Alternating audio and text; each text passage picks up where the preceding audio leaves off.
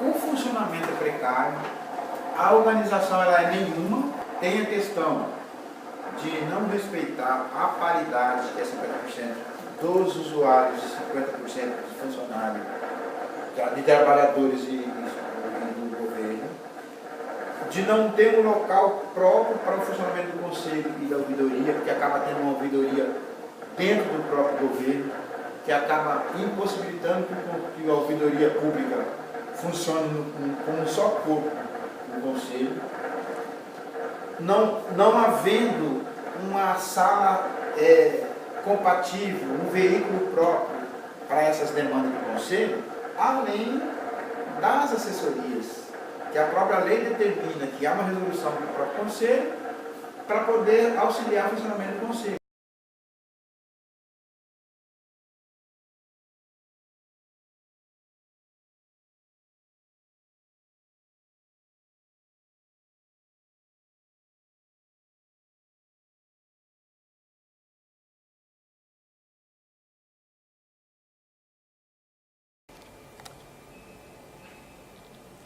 Bom, o Sistema Único de Saúde brasileiro, na minha opinião, é um dos mais completos que existe no mundo. Muitos são seus críticos, eu tenho as minhas críticas em relação ao funcionamento do sistema, mas a maneira como ele é organizado, a maneira como ele foi pensado, ela é o que se tem de ideal, ou pelo menos o mais próximo, né, do ideal.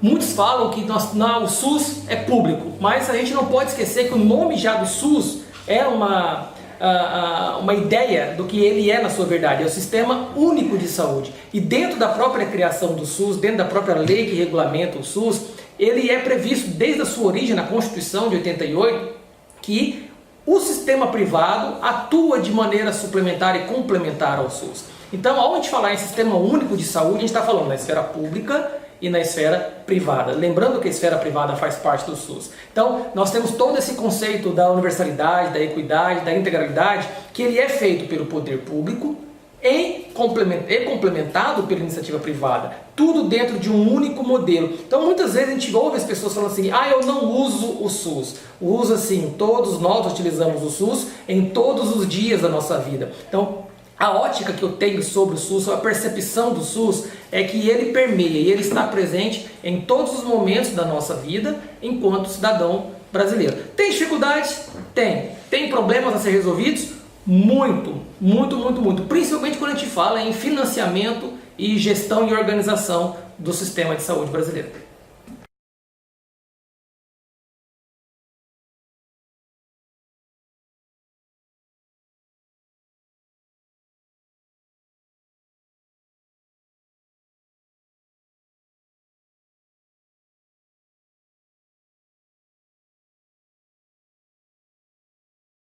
Nós temos hoje aqui em torno de 388 profissionais. Nós somos regidos por dois regimes. Nós temos o regime estatutário, que é o regime dos funcionários cedidos da UFMT para o hospital. E nós temos o regime que foi o concurso pela EBSER, que é a Empresa Brasileira de Serviços Hospitalares, e esses são vínculos CLT. Então, nós temos funcionários da enfermagem com cargas horárias distintas, fazendo as mesmas funções. Então, nós temos aí já o início de um problema relacionado ao gerenciamento de carga horária. Nós temos no hospital hoje 117 leitos, eles estão distribuídos em clínicas básicas, em 2 UTIs, um centro cirúrgico. Então, hoje, esse quantitativo que nós temos é insuficiente para a gente fazer o gerenciamento de atendimento com qualidade necessária, porque eles não atendem ao dimensionamento que é proposto pelo Conselho Federal de Enfermagem. Então, nós estamos bem aquém do que o dimensionamento recomenda e nós estamos numa fase de solicitação de mão de obra para concurso, via concurso, para complementar a necessidade que nós temos. Por conta disso, nós temos que complementar a mão de obra com plantões hospitalares, e esses plantões quem faz são exclusivamente os funcionários da universidade, que são de regime jurídico único. Então isso já impacta bastante no atendimento. Nós temos um alto índice de afastamentos por atestado médico. Em 2017 chegamos a quase 5 mil, aliás, a quase 9 mil horas, chegou a 8.282 horas, eu acho, de atestados médicos. Não foi em termos de horas, foi em termos de dias. Que se a gente fizer a conta, vai dar em torno de 22 funcionários afastados por dia, só na enfermagem. Nos outros setores eu não tenho esse número, porque eu faço o cálculo pelo número de atestados que eu recebo da enfermagem. Tá?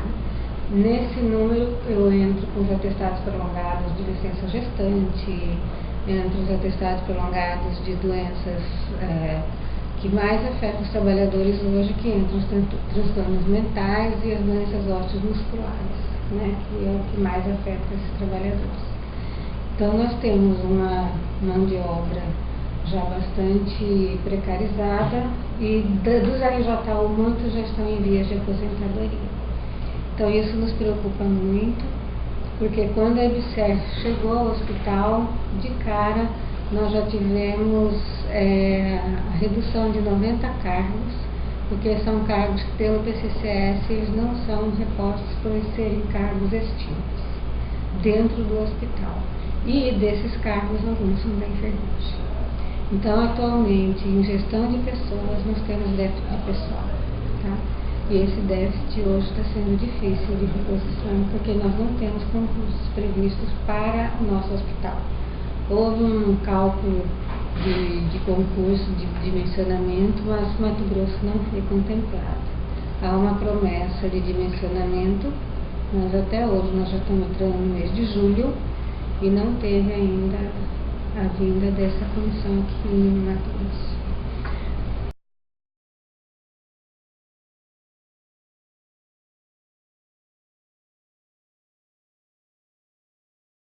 De recursos, os recursos melhoraram, mas o grande nó que houve com a chegada da EBSER é que houve um dimensionamento à época da implantação da EBSER aqui, só que do cálculo realizado, o Ministério do Planejamento cortou cerca de 27 a 30% da mão de obra.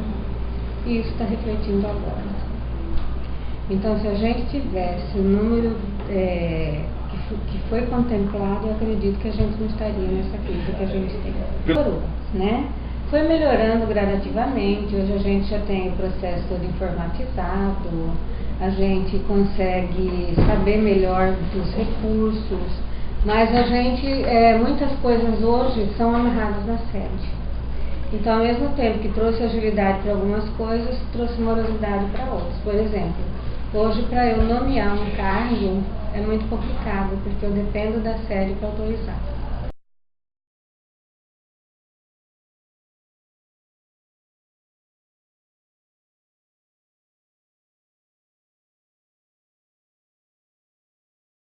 SUS, né? Então a regulação também é 100% SUS. Mas o nosso problema hoje é justamente a contratualização. Porque nós temos vamos dizer assim, um impasse com relação à contratualização atual. Porque nós recebemos uma contratualização em andamento e aí nós dependemos do gestor local. E só desse tempo que nós estamos aqui já trocou de secretário 3 vezes. Então, quando a gente está em fase de negociação e está perto de assinar a contratualização, muda o secretário.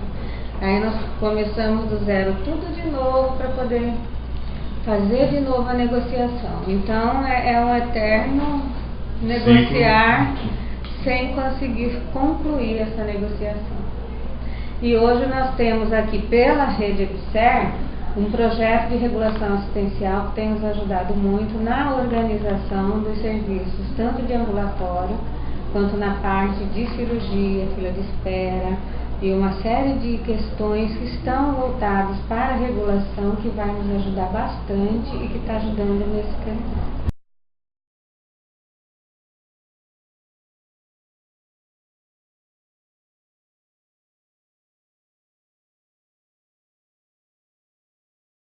infelizmente, a gestão do SUS hoje está dependendo de política. E quando ela depende de política, ela não é tão satisfatória como ela deveria ser. Acabei de falar o exemplo da contratualização, que hoje a gente depende mais de negociações políticas do que negociações técnicas. E tudo isso está influenciando na rede inteira, tá? Não só aqui, mas em toda a situação de atendimento do SUS do município. Né? A gente fica triste de ver isso, porque a gente vê que exigem coisas de hospitais públicos que são da rede, mas que não exigem hospitais públicos que são gerenciados pelo próprio município. Né? E isso também acaba fazendo com que todos sofram com essa falta de contratualização mesmo, que é importante para nós. Nós dependemos de muita coisa do município, de repasse de verbas, e a gente tem sido penalizado pela falta de repasse. Né? Aí nós conversamos também com o Estado, e o Estado diz que repassa para o município determinadas verbas, e a gente não tem nem notícia de que essas verbas são nossas. Então isso é muito complicado, porque os nossos recursos poderiam ser muito melhor gerenciados se eles fossem feitos com seriedade.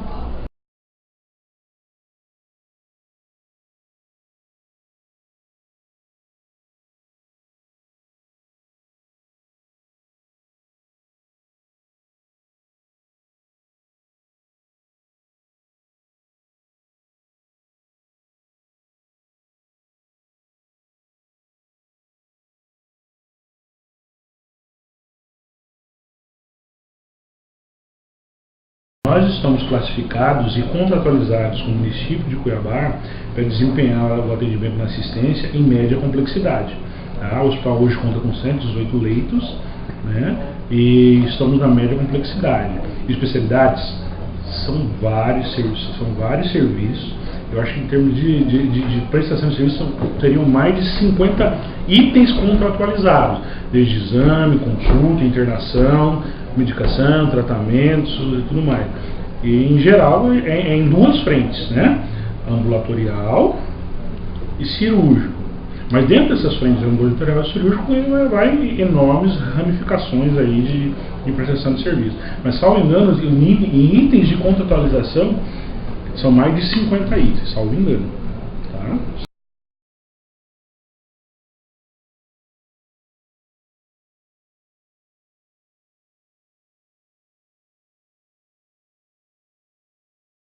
Olha, eu vou dizer para você, a gente classifica a nossa área de atuação em três grandes frentes.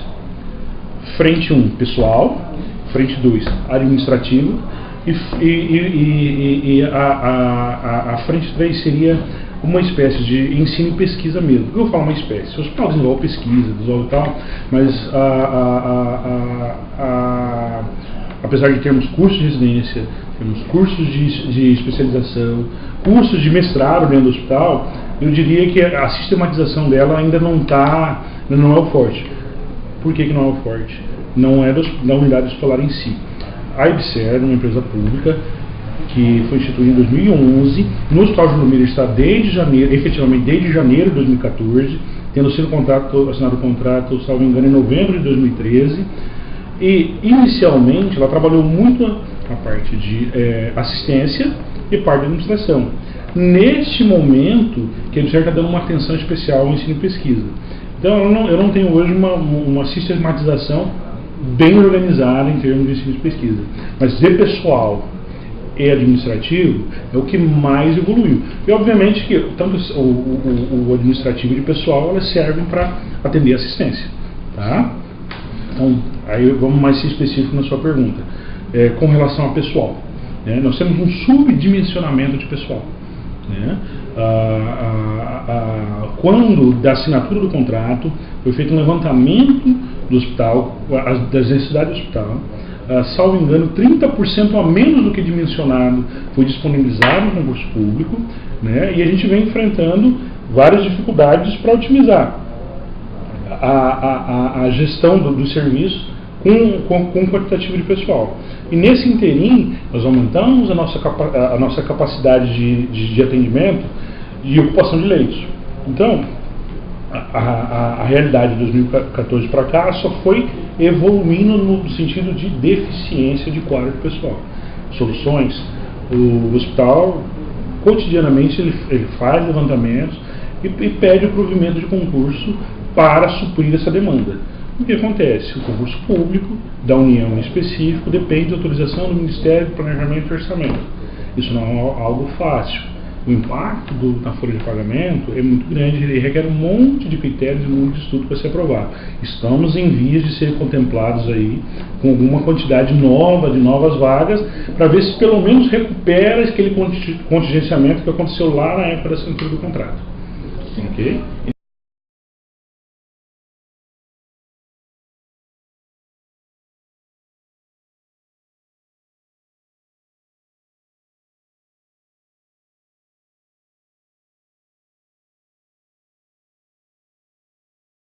Como eu digo, neste momento, a longo prazo, pegar todo o histórico da existência da administração pela IBSER, nós vamos ver, nós temos algumas outras coisas que estamos evoluindo e estamos tentando aí adequar. Vou citar um exemplo, que aí eu vou falar da parte administrativa. O hospital tem tido constantes investimentos em infraestrutura. Infraestrutura corresponde o quê? A infraestrutura física, equipamentos, vamos colocar aí o que mais da dinâmica aí, a parte laboratorial e tudo mais, porque isso aqui é diferente da parte que a gente chama do dia a dia de custeio, tá? Então isso é investimento mesmo, que fica a serviço do hospital para poder prestar suas atividades. Então, ainda que de uma maneira não tão intensa, mas houve investimento. Vou te citar um exemplo de um tipo de investimento que foi benéfico ao hospital e que melhorou a condição do hospital. Por exemplo, a reforma de todo o telhado do hospital. E foi trocado, eu acho que algo em torno de 2 anos, foi trocado todo o telhado, onde você tinha problema de funcionamento de leitos de UTI, funcionamento de leitos de internação hospitalar, porque o telhado não estava adequado, o prédio, salvo engano, da década de 50, e poucas manutenções feitas ao longo do período só suportavam a manutenção ainda que precária. Quando chovia, inundava, havia risco ao paciente e tudo mais. E nos últimos 2 anos, o que aconteceu? Há 2 anos atrás, melhor dizendo, foi feita a reforma de tudo isso aí. Melhorou muito, a gente pôde voltar leitos que às vezes não estavam em condição de funcionamento e tudo mais. Então, houveram evoluções. Nesse momento, se você andar pelo hospital, você vê obras acontecendo, adequação de espaço, reformas e tudo mais. Então, isso o hospital tem conseguido uma boa evolução.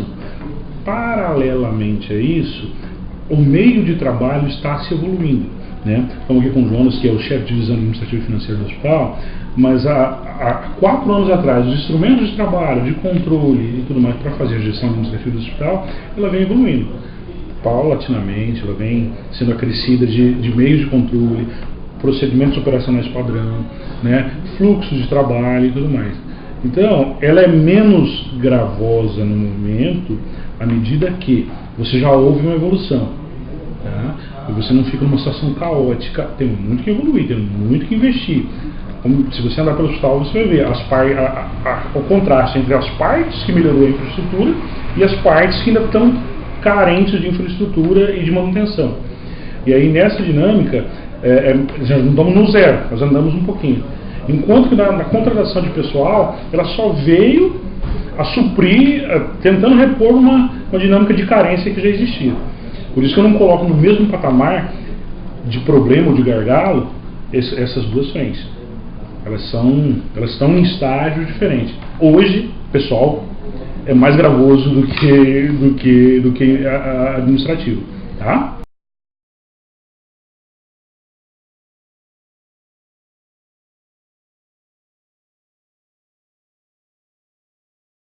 Veja só, hoje nós estamos num momento que até o desenvolvimento de um projeto chamado Projeto Mais IBSER, que é a atuação em frentes de modernização administrativa, né? A perspectiva de empresa pública, de empresa estatal, ela tenta ser um pouco mais descongestionada do que seria a administração pública direta. Então é estabelecido vários parâmetros de organização corporativa, como transparência, ética, eficiência, né? E aí nesse contexto existe um projeto desenvolvido pela SED, que é colocar os hospitais, que hoje são 40, já tem mais um entrando na rede, seriam 41 hospitais, para trabalhar de modo sinérgico, né? Para você ganhar em economia de escala, em aquisições, em contratações, para você ganhar em padronização, procedimentos, otimização de recursos e também até avaliação de resultados. Hoje a rede IBSER, ela é a maior rede hospitalar do Brasil, né? E ela tem como perspectiva estabelecer o seguinte: olha, nós precisamos minorar as nossas deficiências em 40 hospitais funcionando em rede e precisamos aproveitar essa oportunidade. Hoje eu não teria como passar para vocês aqui o número de internações, o número de leitos disponíveis, né, o número de pesquisas em andamento em todos os hospitais da rede, mas é um número considerável. Para você ter uma ideia, ela pode representar aí uma rede similar, que viria em tese em segundo lugar, teria muito menos da metade dos hospitais trabalhando em conjunto. Então, a grande evolução é tentar estabelecer um padrão nacional de funcionamento do Hospital Universitário Público Federal e aproveitar cada uma dessas dinâmicas. São cinco ações imediatas que estão em implementação. As compras concentradas de alguns itens de medicamentos já, né, e além de medicamentos tem outros itens, né, mas em destaque seria bem essa compra de medicamentos. A utilização do concurso nacional, de modo que, olha, beleza, eu tenho uma lista de pessoas interessadas que podem ir para o Brasil todo. Se o meu concurso aqui expirou o número de vagas, se o concurso aqui venceu, você não fica em possibilidade de novas contratações, porque você tem um concurso nacional para atender a todos. A otimização para liberação de orçamento, os nossos orçamentos dos hospitais é o Ministério da Educação e o Ministério da Saúde. O Ministério da Saúde vem via município, que é medição de metas, contratualização. O do Ministério da Educação tem lá os programas lá específicos. Mas o que a IBSER tenta fazer? Olha, vamos procurar a liberação, se possível simultânea, pelo menos organizada, dos recursos desses entes para os nossos hospitais. Você ganha poder de fogo de negociação, poder de fogo de conversa, propriamente dito, com os órgãos que liberam recursos, né? Nós temos aí a intenção de planos de investimento a nível nacional, né? Eu comentei sobre o nosso hospital aqui, manutenção. Hoje, a licitação que está ocorrendo para a licitação de manutenção predial, ela segue um modelinho implantado por Brasília, de modo a ser o mesmo padrão de manutenção que seria aqui no hospital, vai ser o mesmo em qualquer outro hospital da rede. Então, todas essas ações elas visam criar uma sinergia entre as unidades. Eu acredito que esse seja o principal diferencial da administração pelo modelo da IBSER. Seria a sinergia trabalhando em rede.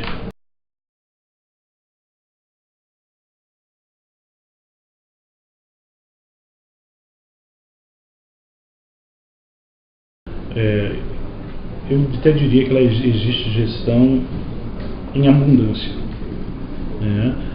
Como você sabe, o SUS é dividido lá entre a União, Estados, municípios, né? Cada um com a sua respectiva responsabilidade, né? Tem diversos programas, ela tem uma infinidade de metas e de perspectivas de atendimento à população.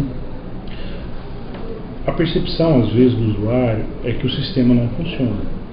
Ele funciona, talvez não adequadamente ou a expectativa da demanda. As demandas são infinitas, os recursos são limitados. A cada vez que você implementa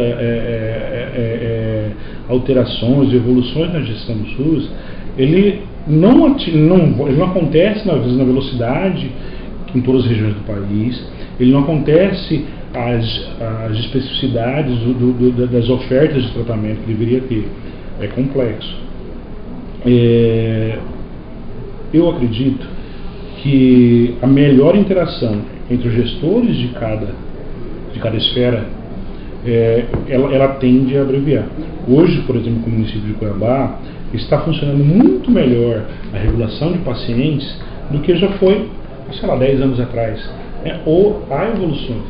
Hoje eles fazem um acompanhamento, eles fazem a avaliação das nossas metas de contabilização de maneira muito mais efetiva. E dali que você consegue enxergar para onde você está atendendo adequadamente o usuário, a população, e dali você consegue melhorar. Ainda existem filas de pacientes SUS? Ainda existem. Tem especialidades que fazem filas enormes, infelizmente. Mas estão sendo constantemente dedicados esforços para que isso não aconteça. Nós vivemos aqui uma realidade diferente, às vezes, de outras capitais do país. Vou citar uma especialidade e que, apesar de não ser tão constante a demanda, mas ela há demanda, ela precisa de atenção, e por vezes você não tem profissional. Por exemplo, cirurgia pediátrica, neurocirurgia pediátrica, melhor dizendo. É difícil você ter profissional em Cuiabá em condição de, ou com o interesse de, trabalhar na rede pública de maneira fixa. A oferta de profissionais nessa área, ela é pequena frente à demanda. Então, existe cada área de atuação, ela exige especificidades e ela requer uma atenção bem direcionada. Então, no contexto geral, o SUS ele faz a sua atividade, ele tem gestão, ele tem metas, ele tem parâmetros, ele tem diretrizes. Não é só um monte de palavras bonitas em legislação ou até na própria Constituição Federal, não. Ela acontece. Seguramente não está acompanhando a expectativa da sociedade, mas ao mesmo tempo ela não está parada, ela não está imóvel, ela procura adequar. Neste contexto, os hospitais universitários, salvo engano, representam aí hoje, acho que apenas 13 ou 14% de todo o atendimento do SUS. Então não é nem aqui um hospital universitário como o Júlio Miller que vai solucionar o problema da rede. Não é. Porque 13%, estou falando 13% dos hospitais universitários do Brasil como um todo. Então, ela é importante, ela faz o atendimento complementar na rede, mas a rede é bem mais complexa.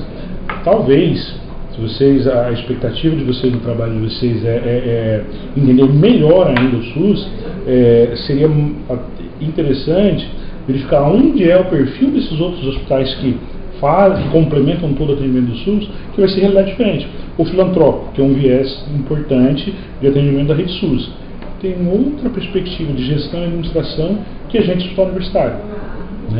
O próprio particular, que eventualmente também venda, quando for particular com fins lucrativos, que eventualmente venda algum serviço, ele tem uma outra perspectiva. O hospital estadual, o hospital regional, ele tem uma outra perspectiva, porque ele tem responsabilidades diferentes de cada uma dessas pessoas que eu falei, cada uma dessas pessoas jurídicas, obviamente, que eu falei. Então, a pesquisa de vocês ou o acompanhamento de vocês está pegando uma pequena parte do que seria o atendimento no SUS. Eu não vejo ela como referência absoluta de como deveria ser trabalhada a gestão no SUS, não.